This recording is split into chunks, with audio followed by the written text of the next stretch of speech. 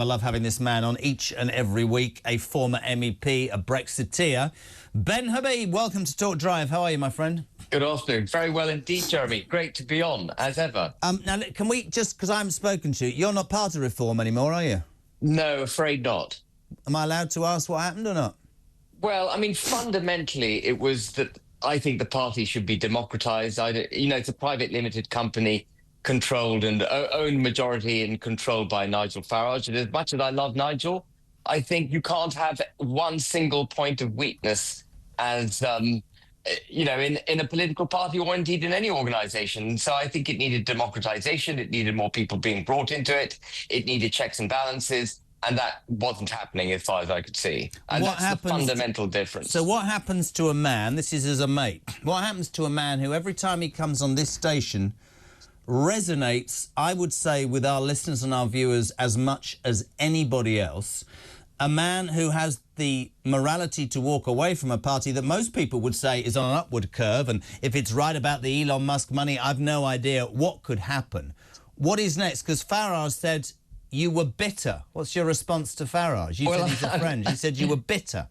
I'm definitely not bitter. I'm too old and long in the tooth and kicked around through life to be bitter. I think to be bitter requires the preparedness to take exception to the way you've been treated. But once you've been around the lap a few times, as I'm sure you have, Jeremy, you've had trials and tribulations in your life, you cease to be bitter. You deal with the landscape that's in front of you and you get on. Bitterness is something that I think young men experience much more than older men. And I'm frankly past bitterness. It's nothing to do with being bitter. It's actually sticking to the principles in which I believe, which is democracy, the democratic unit that is the United Kingdom. And I can't make any case for a political party of which I was part that was banging the drum for the democratic unit that is the United Kingdom, but won't itself trust its members to direct it in the way that it should be governed. Are you with me? There was a kind of... No, listen, I do. I mean, I wanted to start asking you about this, about what was next, because yesterday during the show we had this sort of bombshell news about Tim Montgomerie, again, a friend of Talk, who for years has been the voice of the Tory party, really. I mean, 33 years, an advisor to Boris Johnson, somebody who set up and created and, in fact, edited Conservative Home and was known to be, you know, somebody who really was the person, the go-to person for the Tories. And I was looking at some tweets sometime. I mean, he was 4 days ago. He was saying, "Come on, you know, Badenoch, you know, give us your policies. Don't go to Reform." And yet yesterday he shocked everybody, not just with his shirt, but he's defected to Reform. So does that mean you're going to miss the boat, Mr. Habib?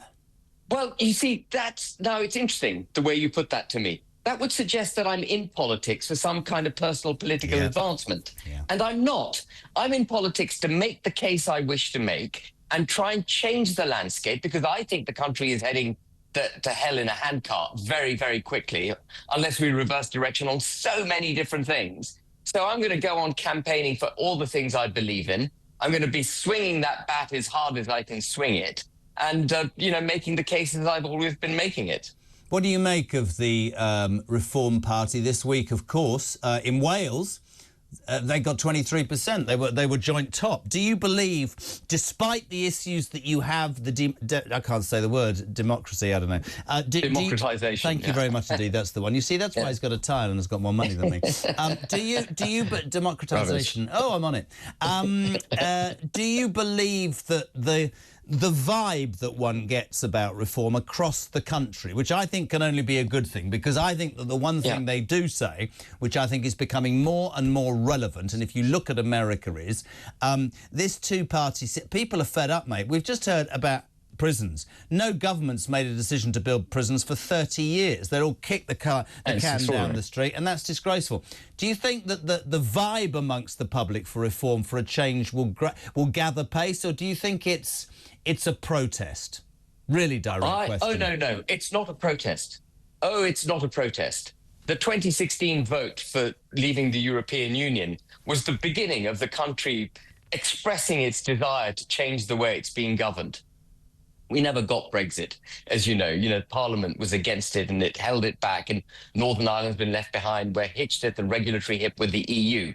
What this country wants, what the majority of people in this country want, is policies made for the betterment of the United Kingdom and for the betterment of British citizens. And they're sick and tired of this kind of uniparty that takes the knee to the liberal global order.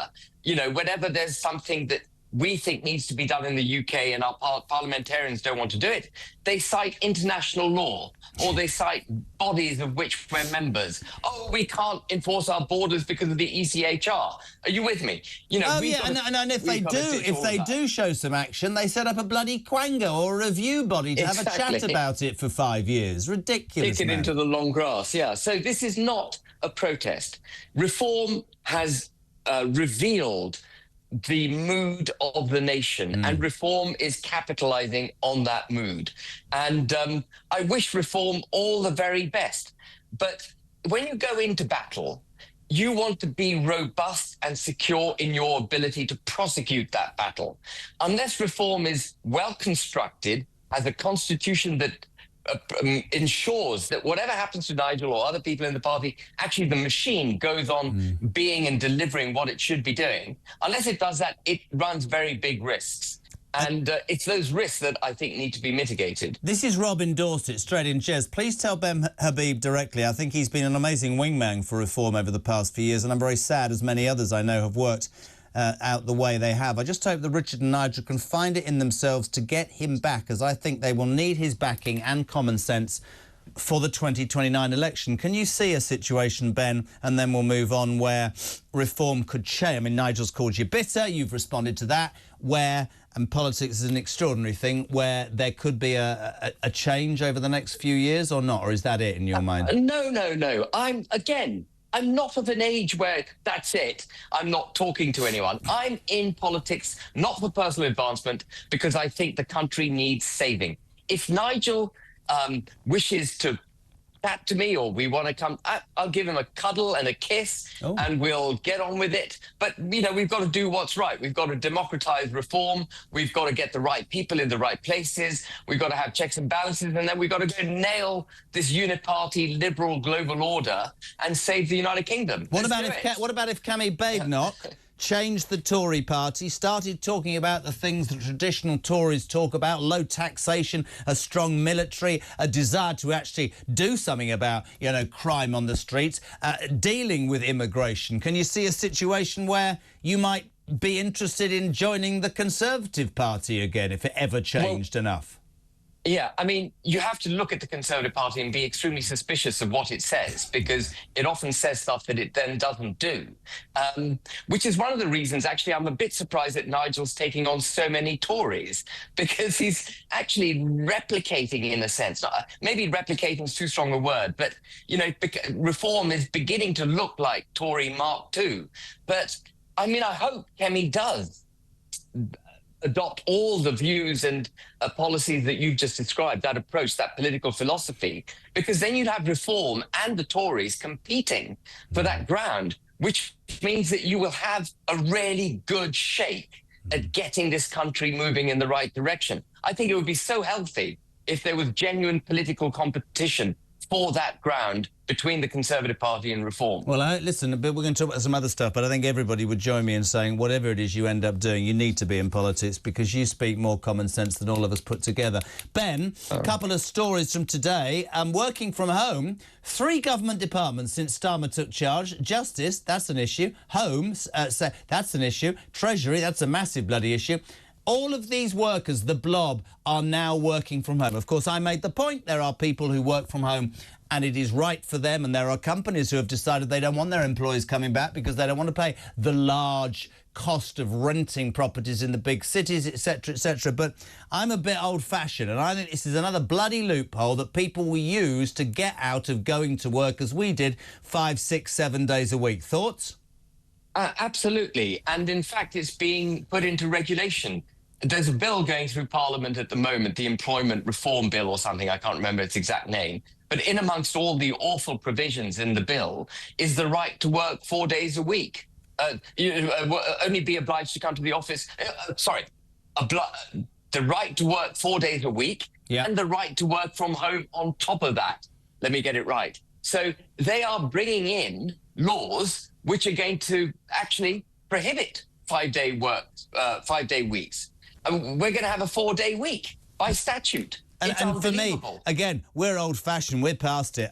For me, how the hell does this stupid government expect to create growth, create money that permeates down into society? If you're taxing businesses from growing, you're screwing the private sector from creating jobs by setting up businesses, by having orders, by having successful business, by bloating the public sector, by giving them pay rises and saying to the public sector, oh, we'll give you 81 grand a year to drive a train, but you know what, just do 4 days a week. That's rubbish, man. Who thought that was a good idea? These people are imbeciles.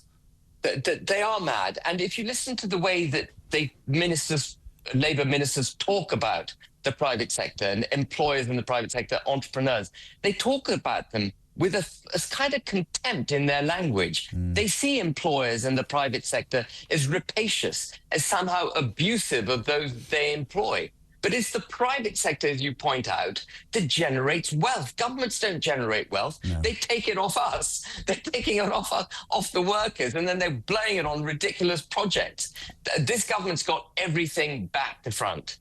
Lindsay says, oh my God, I love Ben Habib. I can't deal with this. I voted reform because of Ben Habib. Have him back. I need him. I think somebody's in love with you, Ben. It's getting quite desperate here, to be honest. The other big news story, my old son, not just about the blob working from home. And this is, I decided that every time we speak, you speak such sense that it wants to, I literally end up hanging off the ceiling.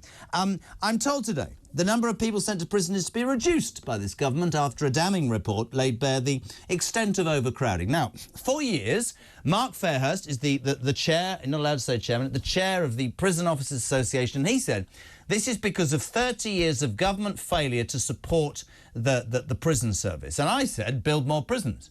But it's not always that, he said. He said there are a lot of people in prison who shouldn't be there, accept that to a degree. I countered with there's a lot of people who are being released from prison and frankly should stay there.